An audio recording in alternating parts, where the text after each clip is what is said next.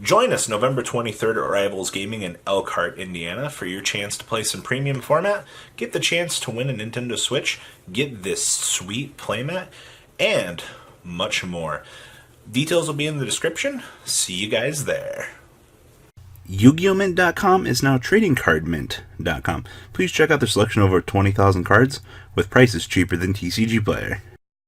Alright, this is Flagship 001, version 1 of an attempted revival at Revenger. Now, my first thing I gotta say here, this was no net deck of this raw material here. So, I built this from scratch. This is, like I said, version 1 of the deck. I'll probably mess around with this a little bit more because there were a lot of things that came up that really shouldn't have came up. So, first up, check out our friends at TradingCardMint.com down below in the description. If you enter MCO40 on checkout, you get the chance to save a little bit of money on your purchase, and that's all you could really ever ask for. So, let's talk about premium Revenger, shall we? So, I've been playtesting this deck with Force 2.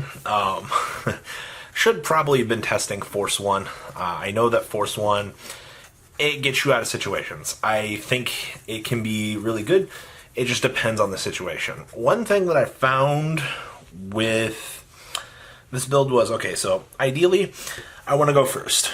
I want to see a Blaster Dark so that I can get multiple copies of my Force Marker. Well, this is premium we're talking about. So at most, I'm going to be able to go, alright, one on the Vanguard, one on a rear guard. Well, sometimes those should possibly be additional Force 1s. That way you can go, okay, slam this on the table, extra power. In theory, I'm still working on this. I do think that Force 2 is good. Also, I hate how this conflicts with Blaster Dark because I want to ride the Blaster Dark to gain Twin Drive. But at the same time, I want these to gain the additional imaginary gifts. It's a rough ride out here, I will say that. But that's my theory with this, alright? So, it's what we're currently testing. Now, this is where the flagship starts to kind of question life. So we play 2 copies of our Legion. Now, my logic with this was, this is a restander, alright? I don't have to dedicate a stride to this. I can just slam this on the table and attempt to close the game.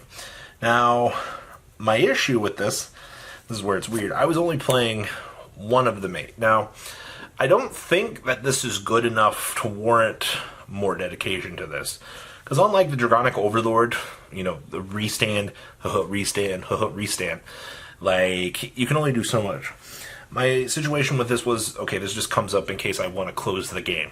So, in terms of what I was going for creativity, yes, this was meant to close the game. Yes, it can do that, but the amount of times that this was in the damage zone in testing was actually real. How? It's a one of. Like, I don't know. That was interesting. My other grade 3 of choice was 2 copies of the Dragon. It's got Blaster in the name. It's another resource. If I have to go first, I can damn Charging Lance and, you know, basically be able to do more of a power-up. In terms of idealism, this might not be the most optimal. I know that the other Dragon that Soul Blast to 3 is really powerful. Oh, don't get me wrong. I think that the card is fantastic, alright? But I think that this is where we're going at the moment, alright? Then we have 4 copies of Blaster Dark. This is the card that, well, makes this deck playable in this current day and age.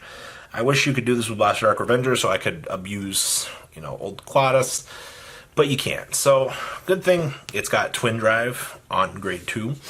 I really like that. If not, this card says interact with Mordred while I'm going first, make more imaginary gifts. I like that. It gives the deck an aspect to go first, which, in theory, I like that. It gives us more legroom, per se. So, there's that. Now, currently, I'm testing 3 copies of Masquerade. Now, my problem with this card, and this is a big one, I play Judge Bow as my starter. This card conflicts with Judge Bow, because if I ride this, trigger my ability, I'm going to have to retire my Judge Bow. At least, if I had played the draw one starter, then that gives me more leg room, and that means, hey, you know, I won't have to retire a rear guard. And at that point, I'd probably consider going to 4 of this, but that was a little interesting confliction I spotted. Now I play 3 copies of Claudus, Dorant. The 10K on this was very relevant. Man, this card closes games. Like, I'm actually shocked how relevant this was. I really wish I could find room for the 4th, but look, like, you can only do so much with your grade 2 lineup, alright? Then we play 1 copy of Blaster Dark Revenger. It's our Legion mate, alright? If I'm on the Mordred, lets me snipe a rear guard. But outside of that, like, that's all it really came up. And I played 1 copy of the Wheelie Revenger Mana. The cheesy play here, ladies and gentlemen. If I have Claudus, I can go call this. Excuse me, if I have the door, I can do this to call the Claudus, because it has Revenger in its name. And then I can do this, and then during the end phase of the turn, I can send the called unit off of this into the soul, because we met the requirements for, you know, this. Like, this is really cute. So, another little interaction that I found that was really cool. I like that. Now, I'm on a 2-2 split on Transients. I didn't really like this one. I get what we're doing with this one. It's really cute for the most part, but it never comes up. I get that you want to recur Blaster Darks. I do. But, I don't know, it just, for all of the games that we played, it just didn't come up. But also having the increased shield value off of this one, well, was pretty okay. But yeah, trust me, the amount of times I miss having these for the early game, yeah, I might be cutting these. We'll see. Depends how more testing goes. Now, this was probably, I love this engine. This is massive power, more of an upgrade for the deck than anything. But end of turn, if you're grade 3, tuck this on into the soul, countercharge, draw a card. Well, don't mind if I do. This was just there for Judge Bow, but we'll talk about Judge Bow in a second. Also, just cute little countercharging options. Then we play 2 copies of Swordbreaker. You're not supposed to draw this card. You're supposed to be able to play your deck the way that you want to play it. But, come to find out, I draw these. And then 2 copies of Stride Fodders, because I do need to be able to stride. And I did find initially, when building the deck, well, yeah, you need these. Now, starter is Judge Bow. Now, coming to find out, putting a Force 2 marker on your Vanguard and slapping this behind your Vanguard, that Vanguard line's never going to hit, alright, or you're not going to have a counterblast to make it hit.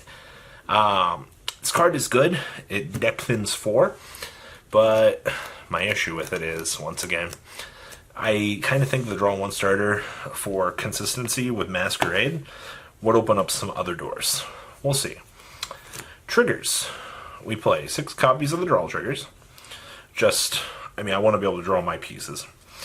4 copies of Grim Revenger, and 2 copies of this. Will consider playing 2 of the one that goes into Soul. It didn't come up at all. And then we play a 2-2 split on heels. It's still named Revenger. One thing on the main deck here, though. Judge Bow, a bit of a confliction issue. I do kind of want to test Skull Witch Domain. I did find that probably playing Domain would open up other doors. Alright, G-Zone. We're on a 1-2 package of Aura Geyser. If I need to clear a field, or if I need to do this, I have the option to. 1 copy of Morfessa. I want to play 2. This actually started coming up. Ritual 10, by the way. It's a relevant place to be. It gives Shadow Paladin a finisher. I didn't actually think it would come up, but converting those triggers actually does. 2 copies of Spectral Restander. 2 copies of Close the Game. Probably cutting this for another copy of Morfessa, because this card did not come up at all. 1 copy of Ultima for the turn that you want to push with Mordred. G-Guards. 1 copy of a Gleam for discard draw. 1 copy of the move my worthless units to the Guardian Circle. 1 copy of this, just to clear out grade 1s.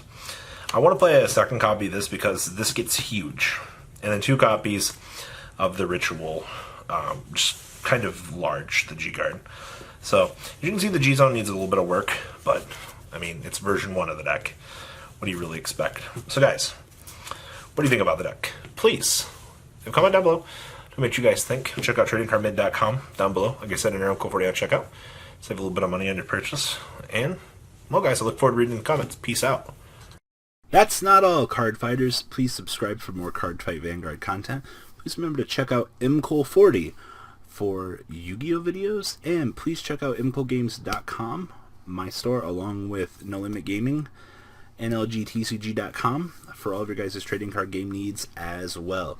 Until next time, guys, remember to hit that subscribe button. Later.